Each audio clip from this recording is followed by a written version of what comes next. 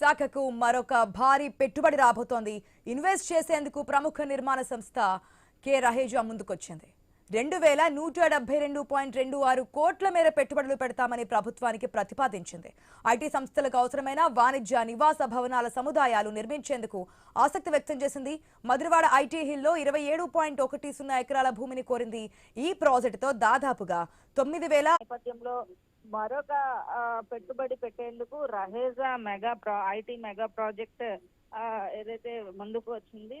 ఈ నేపథ్యంలో విశాఖపట్నం ప్రస్తుతం రాష్ట్రంలో వేగంగా అభివృద్ధి చెందుతున్న ఐటీ హబ్ గా మారుతున్న తరుణంలో ప్రముఖ నిర్మాణ సంస్థ రహేజా 2172 కోట్ల రూపాయలతోటి భారీ పెట్టుబడి పెట్టేందుకు సిద్ధమైందని చెప్పాలి. అయితే ఈ సంస్థ ఐటీ కంపెనీలకు అవసరమైనటువంటి కమర్షియల్ అలాగే నివాస భవన సముదాయాలకు నిర్మించడానికి ఆసక్తి వ్యక్తం చేసింది. ఈ ప్రాజెక్టు కోసం మధురవాడ ఐటీ హిల్ నంబర్లోని 27.19 కోట్ల రూపాయలు ఖర్చు అవుతాయని తెలిపింది. దీని ద్వారా 9.59 లక్షల చదరపు అడుగుల విస్తీర్ణం అందుబాటులోకి వస్తుంది. ఇక రెండో దశలో కమర్షియల్ స్పేస్ నిర్మాణానికి సంబంధించి 2023 నాటికి నివాస సముదాయాలు 2035 నాటికి పూర్తవుతాయని కూడా తెలిపింది.